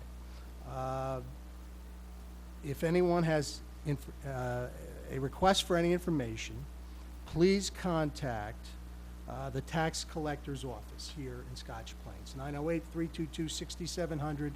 I believe what you do is you press 8 first to get to the other extensions, and then I believe it's extension number 5. So if you have any questions, you want to look into it, you want to get information, contact the tax collector's office. That is important. And I thought I had one other thing. Could be wrong. That may have covered it, Mayor. I think, yep, that's everything, so thank you. Okay, thank you for that update. Just want to remind everybody, Saturday, the 22nd, 9 a.m., St. Bart's is having its annual 5K walk run. I mean, this is a widely attended event, fun event, where you get over 500 people come out there. I'm certain I will be there. No, just kidding. No, I'm always out there. Whether I run or walk, it's for you all to witness firsthand. But anyway, it is this Saturday. It's a huge event in the town. It brings a lot of people together, intended to keep us all in good spirits and in good health. So come on down. St. Bart's, 9 a.m. this Saturday, March 22nd. Anyway, just want to share you all that. Okay, next item on the agenda, do I have a motion to move the new business consent agenda? Yes, Wait, Mayor. Excuse me, I would like to... Did I miss something? Yes, there's an item that I'd like removed from the consent agenda. From the new business consent agenda, which item is that, please? I'm sorry, it's other new business, I apologize. Okay, got ahead of yourself here. In which case, let's go. Do I have a motion to move the new business consent agenda? Yes, Mayor, I'd like to move for approval of the new business consent agenda, very quickly, consisting of resolution number 2014-64, assessing lien upon 2104 Westfield Road Circle, abatement of health department violations pursuant to township ordinance, resolution number 2014-65, authorizing the township to award a contract to Maffey Security Group for purchase and installation of electronic locks and deadbolt system for park bathrooms under the Union County Cooperative Purchasing Agreement in an amount not to exceed $25,000, and resolution number 2014-66, authorizing transfer of funds. Okay, do we have a second? Did I get a second? Great. Ms. Lucina, does anyone have any comments before I ask for a roll call? Hearing none, Ms. Lucina? Aye. Aye. Mr. Marcus? Aye. Mr. Bastian? Aye. Mayor Glover? Aye. Other new business. Do I have a motion to move resolution number 2014-67? Yes, Mayor, I'd like to move for approval resolution number 2014-67, authorizing the Department of Public Property to utilize contractor services during winter emergencies. Okay, is there a second? Second. There's a second. Do we need to call a roll on that? 'Cause money will be Actually, spent? Mayor, if I may, there was a little bit of a miscommunication between the staff and myself. This resolution is not what I was expecting. In talking to the staff today. Whatever is pull it? appropriate, either pull it or vote no. I'm fine with either one. Well, you were to explain it to us before Yeah, we took the over. actual resolution, which I was expecting to see on the agenda, was what they call an emergency appropriation when you exceed a bid threshold by no fault of your own because you had more storms than you expected, and we've never exceeded a bid threshold on this item. That's what I had requested to staff to put over the weekend. When I was reading through the agenda, I realized it was for utilizing these contractors for next year, which was not my intention because we plan on redoing the specifications. So why don't we pull this? Either pull it or vote Does no, anyone whatever have the an attorney. objection? I think feels that's the is proper thing to do. So, Mr. Attorney, how do we want to pull this? Table it. I'm making a motion to table it indefinitely. Second, all in favor? I don't think we need to vote. Okay, thank you. All right, next one. Do we have a motion on 2014-68? Mr. Mayor, I'd like to move for approval resolution number 2014-68, calling on the legislature to make permanent the 2% cap on interest arbitration awards. We've heard a lot about that. Is there a second? Yeah, I'll second that. Yeah. And I have a couple comments if I And may. then I was going to say, Jerry, you may just want to reference that we discussed this at our last council conference meeting, and then Yes. I'd like to hear from the council. Sure. Essentially, what this does is, well, currently, as of 2010, there were two of many new laws that went into place. The first one being the levy cap law. Right. The second one being the cap on interest arbitration. The logic behind the cap on interest arbitration is if you have a 2% levy cap, there should be a law that, limits arbitration awards to 2%. It seems to be logical, regardless of where, I personally may have stood on the first one. The fact that the first one's there means I probably need the second one, and I do believe that. It sunsets April 1st. If the legislature takes no action, the levy cap law remains, but the 2% cap on interest arbitration awards does not. I do believe, and from looking at the numbers, that would have a dramatic impact, on municipal governments around the state, and I would absolutely have a dramatic impact based on looking at the recent, 2009 PERC awards that were in place prior to this legislation, where you saw 3s and 4% across the board. It allowed people to just not really negotiate in good faith, go to arbitration and get 4% across the board. That alone in 4 years, there's a difference of almost $450,000, based on our current salary numbers. So, I have no reason to believe that our union would not negotiate in good faith. We have a great relationship in the 7 months I've been here. They're a good group of people. But the fact remains is if you have a 2% levy cap, it stands to reason that there should be a cap on interest arbitration awards. That's basically my comment. I ran some numbers. I do have all the data from 2009 PERC decisions. And with that, it's really at this point, a council decision. And what this also does too, for the sake of the public, this is merely the governing body, if they pass it, recommending to our state leaders, to go ahead and support this law. And that's all it does. It's merely a recommendation of the governing body. If the legislature takes no action, there's really not much we could do. That's a very good brief, Mr. Giles. Indeed, thank you for that. That encompasses a lot of the things I had to say. As our manager mentioned, this cap does expire on April 1st, coming up in 2 weeks. Happens to be April Fool's Day. Consequences of inaction on this, however, won't be very funny for the taxpayers. As he explained, you got a cap of 2%. You're going up more than 2% on your labor costs. You're going to have a shortfall. And ultimately, if that were to happen, you have to make up through that by layoffs or other, essential service cuts, and that's what we want to avoid doing. Back in 2010, this passed the Assembly and the Senate with very broad bipartisan support. It was, 74-1 in the Assembly and 39-0 in the Senate. The Star-Ledger ran an editorial just yesterday on this topic, encouraging the legislature to pass on.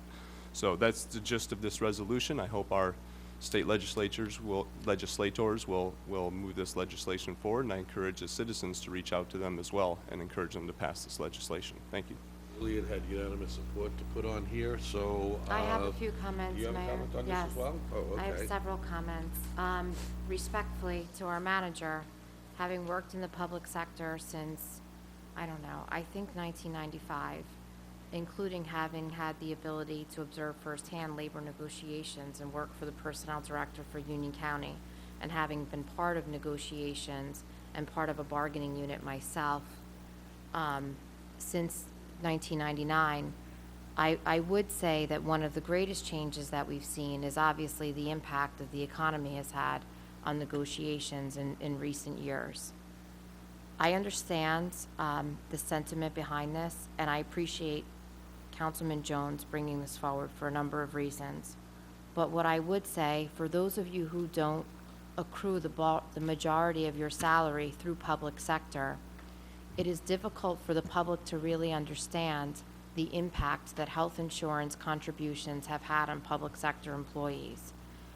The rate at which health insurance contributions have risen to contracted employees who work in the public sector is in no way corresponding to the small increases that have been awarded through contractual negotiations in recent years.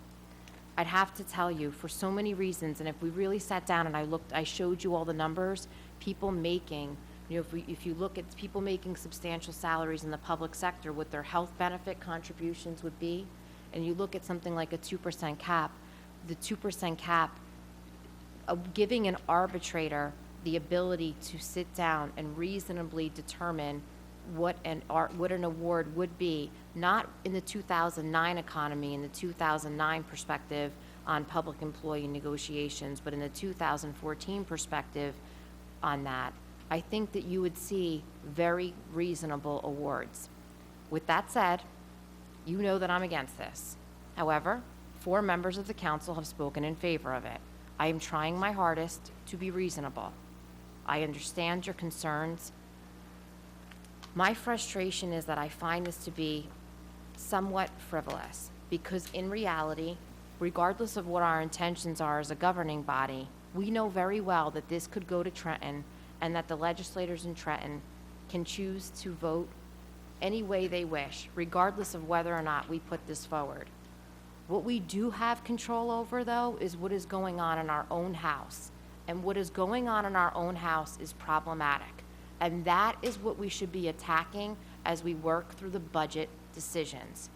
Our department heads are not guaranteed pay increases based on contractual agreements.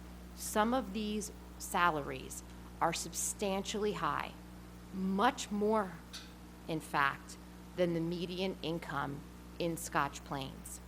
And if you look at what the burden has become on the Scotch Plains taxpayers, I would tell the members of the council, I will support this initiative so that we can send this to Trenton unanimously, but I would ask for the same support in drafting a responsible salary ordinance for the department heads of Scotch Plains, so that we send a message to the taxpayers of Scotch Plains that we are not going to pass frivolous resolutions, but we are going to make difficult decisions that will make Scotch Plains a better township. It's something I'm very passionate about. You know I don't want to do this, but I will agree to it. But I really ask for your support on things that we can and really have a capability of affecting in this township. We can certainly entertain that at one of our future conference meetings.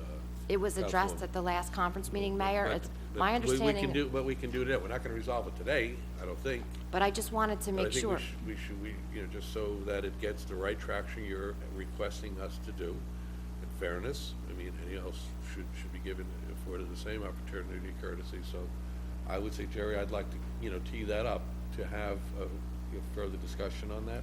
I know the last time, we really didn't get into, that to any great degree. What I was promised is a But- follow-up. That's never happened. Okay, well, Okay. I'm requesting it, so I'd like to move on and get a vote on this. So let's do a roll call, please. Aye. Thank you. I will. Mr. Jones? Aye. Mr. Marcus? Aye.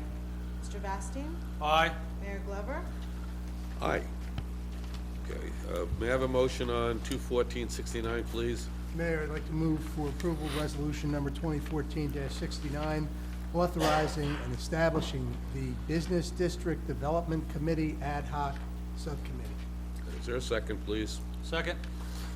Okay, let's, Mr. Jones, you and I have discussed this. I don't know what the heck this is really doing, but you can share your thoughts on it, your position. My recollection, it was Councilman Jones or Bastine. I don't know who it was. Councilman Bastine had requested this agenda item.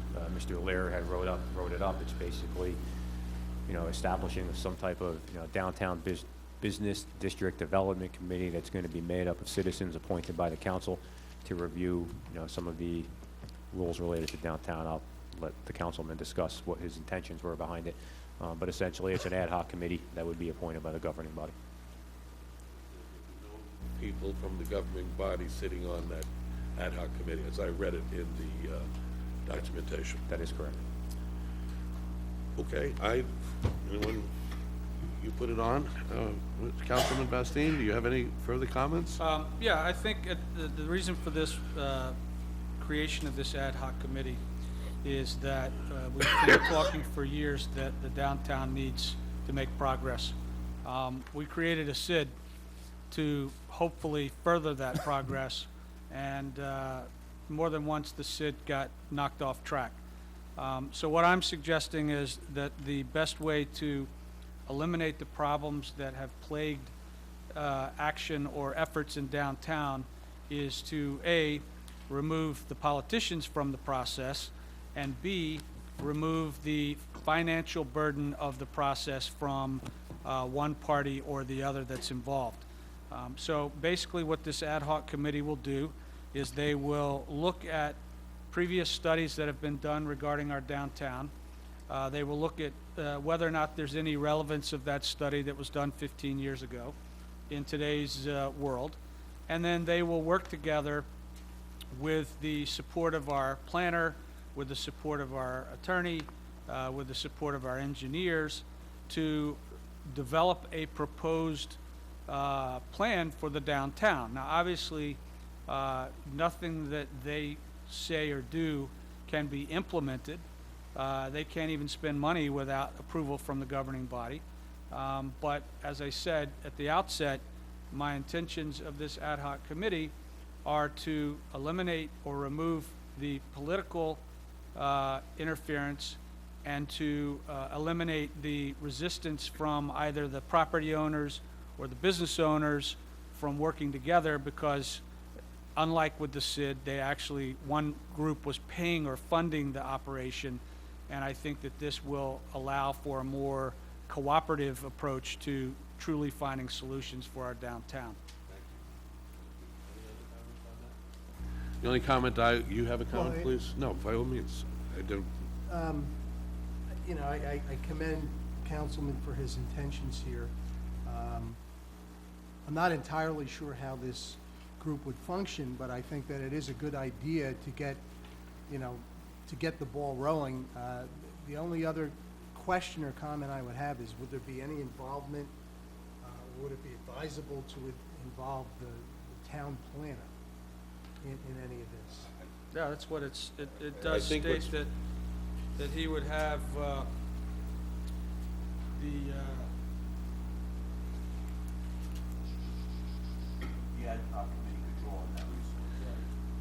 But they could not draw upon it without coming before this council to seek necessary financing. So that's, I think that's it, okay? Yeah. You have that? Yes. Right to draw upon the Right. resources. I mean, Yeah, draw upon a meeting, they come to the council, they can ask them what it would cost, Deputy Mayor, they'd put a proposal in front of us, and this council would have to approve it. Okay, well, sounds like something that, another committee. We have a SID committee, we have a Scotch Plains Business Management Committee, so we'll have an ad hoc committee. Maybe they can all work together and come up with a solution. I look forward to hearing what this group has to say whenever they have to say it. Okay, the next item on the, so do we have a roll? We have to call. Why not? I mean, there's no money being spent here. Sounds like a noble thing. Please call the roll. Aye. Mr. Jones? Aye. Mr. Marcus? Aye. Mr. Bastine? Aye. Mayor Glover? Aye. Aye, aye. Resolution 2014-70, may I have a motion on this, please? Mayor, I'd like to move for approval, Resolution 2014-70, authorizing the issuance of an amusement gaming license to Bowcraft Amusement Park for the 2014 season. Thank you very much. Is there a second? Second. Is there any comments on this, or is this self-explanatory? Go. Right. And they need a supporting resolution from the council before they will issue. This is an aye vote? But Or could I a roll- ask the township manager, can we get a report from them what percentage of people actually win the ring toss? Do we have to call a roll on this, Ms. Lucina, or can we give it Do a a voice vote. please, a voice? All those in favor? Aye. Opposed? Okay, next item. Do I have a motion on to move the bill resolution? Mayor, I'd like to move for approval of the bill list resolution in the amount of $6,333,562.25. Second? Moving right along here. Any discussion on any of those items? I have a few questions. Okay, great. The Harley, is that a new motorcycle for the police department? Or is that the same motorcycle that they've had? I'm looking at page 2 of the bill list. And I'm sorry, Jerry, it's just been a really hectic week. I wish that I had a chance to speak to you about this offline. Police department.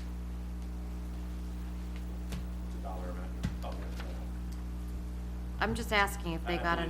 That's the current. That's the current motorcycle? Okay. Under... I should have highlighted it. Under, it's also on the bottom of page 2, continuing into page 3. Under road maintenance, Carlos, our new recreation director, there's a $1,600... DPW director. I'm sorry, what did I say? You said recreation. It's fine. Excuse We me, got I it. apologize. Bonnie will correct it for the record. 1660 to Rutgers University, and then a separate 552 also to Rutgers University. Can I ask a little bit about that? That is a public works management course. It's a professional association.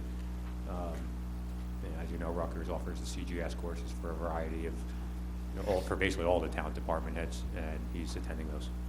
Would it be traditional that a new employee would be, I mean, so this is, it's $2,000, he's been with us, I think, a few weeks. Is it, I mean, I'm asking in your experience in management, I know that in a school district, it would be unusual for a district to spend that much money training somebody that soon after hire. I'm not sure, I don't think training would be the right word, but it's not, like and I agree, like with the school, it's usually a degree type program. Because this is something that's offered to actually it was my requirement that he attended, because I thought it would be helpful, So I guess this brings me to a question. Do we have any type of policy, and I mean, he's not the only employee named on this list that is receiving reimbursement for various items. Do we have any type of policy, or does the council need to adopt a policy where monies spent providing education, A, can't be used to negotiate a higher salary, or B, you understand, if the township is paying the cost up front, they shouldn't be paying it on the back end as well. Or B, is there something that says you're bound to the township for X period of time, or to reimburse the township? No to both of those questions. The first one is more just a manager and prerogative. The second one, though, is a very valid point, because I dealt with this in 2 other towns, actually, where you send somebody to, go get a license, and then they get the license and leave. That was a little different in both of those cases. They were at different positions where they were able to, to secure another job. But, that's a very valid point. We don't have that in our personnel manual, but it's certainly worth me, instituting. I'm a supporter of that. I've instituted that in my last community, and I do. That's a good point, and I will institute such a policy. Usually, it's about 2 years after you receive your final reimbursement, and you have to stay with the town. If you don't stay with the town, you would have to leave. You would have to pay it back. So should we, defer on taking action on this $2,000, or how much was the total? I don't think that that's realistic, because I'm sure he's probably already Well, I enrolled don't in the know that. classes. Is he? He is, yes, and I can write that policy up very simply as a matter of management policy, and it's really just a matter of writing a memo. So, but I do want to go back to item number 1, and I realize it's a management prerogative, but I think it's important for you to hear some of the opinions of the council on these things. I think that, given the fact that we're talking about things like 2%, caps and on bargaining units and other prerogatives, really being realistic, working underneath the cap, I think, and listen, I understand that this is not the first person, but a lot of that predates me. If someone can go and acquire additional education that would then be used to increase their salary that an employer is paying them, I think that a lot of the trends in public sector recent years has been for public sector to not pay for step 1 and then pay for the promotion as well. I know in education there's been a big change in recent negotiations as far as if you choose to go and receive additional education so that you can go to the master's pay or the master's plus 30, that's fine. We can't pay for it out of pocket anymore, not with a 2% cap. So what I'm saying is I really would just like to have us look very closely at what dollar amount we're spending on conferences, on hotel stays, on travel, and far be it for just this gentleman. I'm talking about across the board, because these items are on almost every single bill list. And I don't think the degree in which we're serving the public currently necessarily shows a fruit of that labor. So what I'm asking is, could you consider, as the municipal manager, some perspective for us? I mean, first of all, providing us with some idea of what has been spent on our municipal employees and where we're going with this. Will there be a limit on this? Are we going to spend it and then pay them? And is this happening on department time? In this case, no. And some of them, yes. I mean, some of them, the classes are held, often at New Brunswick, in the middle of the day. So let's say a class meets Tuesday, Thursday at 1 o'clock in the afternoon. What happens with that person's time? Is it a personal day, or is it? It's situational. In a lot of the classes, I know basically every licensed professional is required to take many of these classes to keep up their certifications.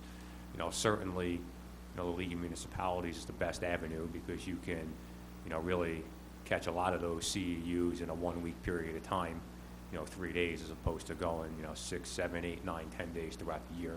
And that's why I encourage that conference more than anything else, only because, if there is a 3-week class, I'm not missing that person, once a week for 3 weeks. So it really depends on the class. But yeah, I mean, if it's a required class and somebody is out during the day on what is a required class, that's considered work time. So And what I I'm generally asking wouldn't is, penalize that person. and I understand, and so just like for me, for example, there's a difference between me going to a workshop, so Friday I'm going to training, let's say on state testing, versus if I wanted to take a class toward my doctorate. A class toward my doctorate happens on my own time, out of my own pocket. Training to go to the state testing training, that's work time. What I'm asking, is there a difference between opening up the Rutgers Spring Bulletin and circling a class and going to a training on, how to drive a tractor? Well, I'm making that up. I have no idea if that exists. It really is situational, and I hate to say that, just to fall back on that, but, when that Rutgers program comes out, or a CFO or a tax assessor, anybody basically with a license, which are most department heads, some of those classes they have to take. Now, if it's somebody who is maybe an assistant who wants to go to those classes, then we look at it differently, yes. But you are approving all of this, right? They're not going into the Rutgers catalog and finding the laws, and you go call on Mr. Jones and Mr. Smith, and you find out they're not the office. Yeah, no, absolutely. Right? That's what we hire you to do, but I think this warrants maybe just put some notes out there for the councilwoman and the rest of us to see how the hierarchy and how this it's done, with the understanding that nothing gets done unless you're approving it. I'm sorry, Mayor, I didn't but say you were okay. finished, I just wanted to. So I bring think, closure I'm on that. afraid, and I just want to make sure that I'm understanding the terminology correctly. When you say classes, are you talking about single or maybe 2-session professional development opportunities, or are you talking about a 3-credit college course? They're not 4-credit college courses, but they do occur over a period of weeks, depending on the courses. I mean, some of them are 3 weeks, some of them are 6 weeks, some of them are 2 weekends, depending the hours. But no, they're not 4-credit college courses. And what happens if it goes on in a weekend? Are the employees compensated? No. If they're salaried employees, they don't get overtime. I'm really struggling with this because I feel like, again, from knowing what some of these salaries look like, to pay somebody to come to work, to not come to work, I get it if it's happening on a limited basis to go to required training in small chunks of time. But the types of salaries that some of these folks are yielding to be then have courses paid for them and be doing that while they're getting paid, it seems to me like a lot of dips into the same well. It's just a thought, and I know I'm springing this on you, but I really would like to talk more about this in the future. Okay, can we do just, in fact, that, and have this discussion, what I'd like to do is to get some movement on the bill, unless you want to pull it off. I have another question on the bill list. Okay. No, I don't, and I don't want Okay, to no, deny. you don't have to explain yourself. It's still on the bill list. What's the other item? Okay, and Jerry, you did have a heads up on this one, and it's just continuing to sit. I don't understand how an October event, why we're paying out on the March bill list. Have you been able to get any clarification on that? I don't have full details on that. The one thing that I would expect is, at the very least, this should be something that's addressed through the audit process. I don't know the requirements in municipal government as far as the turnover of funds. 5 months to me seems excessive. You know better than I do. And again, I can't speak to the it is definitely a little trickier when you're dealing with paying a vendor, as opposed to, providing the service, as opposed to paying, a charity type thing. So there is a little difference. I'm not saying 5 months makes it appropriate, but there's definitely a difference. So, and if 5 months was because we had to figure out a way, my question would be then, is there now a protocol so that if something like this occurs in the future, we have a way to work through it? I think that's fair to say. That's a fair assessment. Thank you very, very much. Any further questions? Does anybody else have any questions about the bill list? Can we please call the roll on the bill list? Mrs. Giovanella? Bill resolution, excuse me. Aye. Mr. Jones? Aye. Mr. Marcus? Aye. Mr. Vastine? Aye. Mayor Glover? Aye. Next item for discussion is council comment. I have a few items. Okay, so I don't know if we want to go through this at a council conference item, but I guess then I would be asking to place this on a conference agenda. Okay, number one is that I believe that the council, although I don't think it's funded by the council, currently gives a nominal book scholarship to a graduating senior of the senior class. One of the things that I wanted to see is if, as a council, if all of us contributed $100, we could select a graduating senior. We can have an essay requirement. Different organizations do it a different way, but a $500 book scholarship might be a nice opportunity for one of us. I mean, for us as a governing body. Could that go on a conference agenda? If you'd like to, by all means. My next item has to do with training that was provided, I believe this morning, today's Tuesday, by the county for businesses and for government, addressing some of the available funds that are going to be provided through the state legislature and through county opportunities. It would really seem that the county's current initiative under the current freeholder chair is to have a green component to business growth. Last year, we had an opportunity to hear from a company that focuses development on downtown business districts with an environmental theme.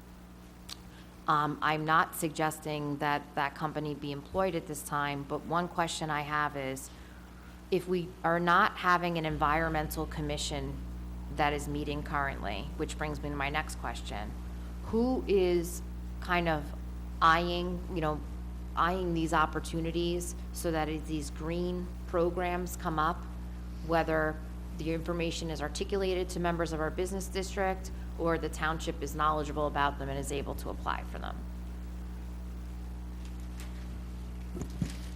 I mean, as from a municipal perspective, as the grants come up, our respective department heads who are, whether it's Public Works or Recreation and Parks, are generally the ones that are aware of each one. I certainly get some of the mail, when it comes in, and I forward it to the appropriate department head, engineering also being another one.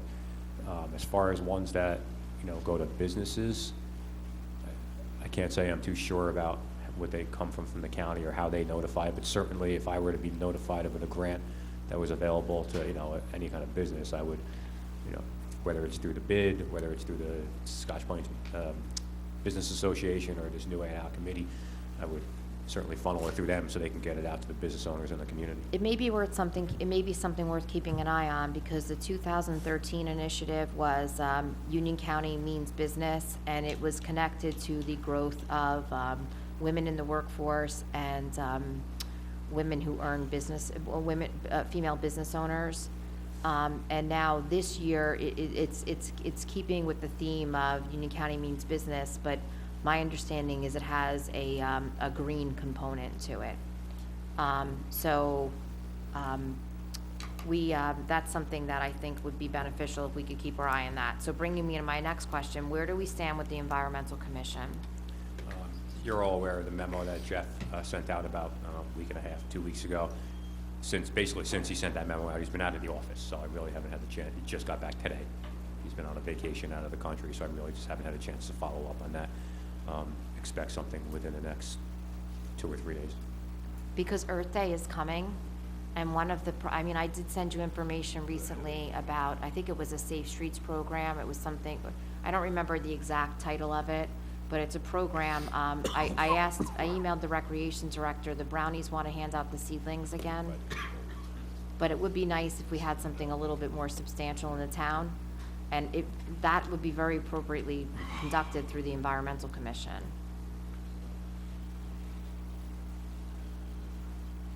Okay, the next item that I wanted to bring to everybody's attention, just so you're aware of, is that the County of Union, through area high schools and area high school students, had an opportunity where kids came together from all of the high schools in Union County, and they worked on drafting an idea where government would help support an area that was identified as in need.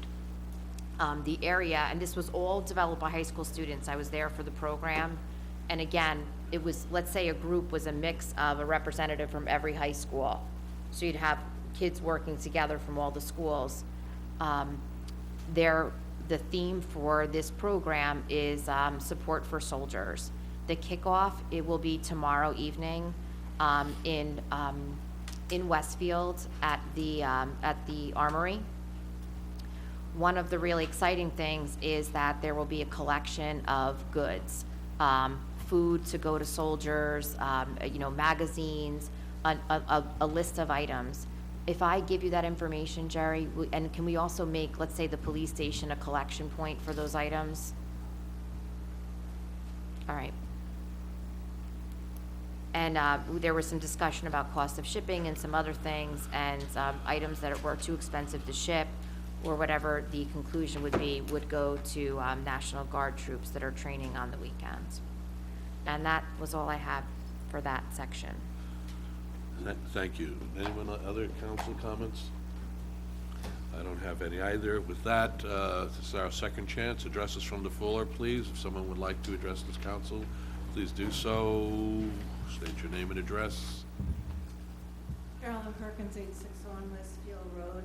Regarding the St. Bart's race, can you put it on the radio and put it on these things? I'm sure Mr. Giles. I know Westfield Road is partially going to be blocked again. I'm sure Mr. Okay, Giles will so do today's that. Tuesday, the race is Saturday. We'll get it. I'm sure we'll get it up there. Right, Mr. Giles? Regarding the salaries and the high salaries, and it's none of my business because I'm not in your personnel, but can you tell me if any of the employees contribute any of their own dollars for their medical dental coverage? Yes, they all do, actually, and it's based off a formula that was mandated by the state about 4 years ago, Good. based off of based off their salary Right. and the type of plan they have. So somebody who makes $150,000 is going to be putting in more than a man who who gets $25,000. Yes. Very good, that's good. And my last thing is regarding the things that you go to for educational purposes. Can you put a limit on that? I mean, my son-in-law is an ER doctor, and he gets X amount of dollars, and he chooses which seminars he can go to, which benefit him in the ER. I, as a nurse, would choose the things that would help me, okay? But there was a dollar limit. You couldn't go to a $2,000 conference, okay? I, as a supervisor, would have $400 or $500 for the year. And that seems to make a lot of sense. Now, if I wanted to go to other things, I can do it on my own time and use my own money and take a personal day. Thank you, Ms. Perkins. There's been no policy before me on that. As it has been since I've been here, I approve each individual conference, or each individual basically out of the office type education session, and all the staff are required to submit written reports after each session and conference, so I can see what they got out of it and if it's worth to send them back next year. Right, because when you go to something like that, sometimes we were required to then give a mini session of what we learned to the other nursing supervisors so that you kind of passed on the knowledge. Yeah, a little different here, I mean, because, there's no need for, I'm not sure how much Mr. LaCosta would need to sit there and tell, Mrs. Majeski what he learned at a building conference, but there are certainly some times where that might be appropriate. Thank you. Thank you very much for your comments. Seeing no one else, this is a business meeting, so we're going to go to the phone, folks. If you have a question of this council, this manager, number to dial is 908-322-2076, and we'll hope this thing works. I believe it does. Yes, it does. The gun number again in New Jersey, Scotch Plains, 908-322-2076. 908-322-2076. We'll sit here for a couple of minutes before we adjourn.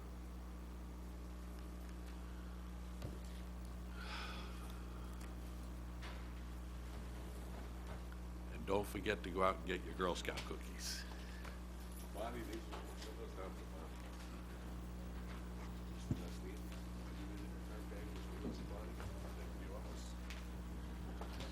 Bonnie. Well, hearing nobody, I thank you all for coming out tonight. May I have a motion to adjourn, to go into executive session? Second. There's a second. All in favor? Aye. We're going to ask you all to take a moment, but we're going to go into executive session.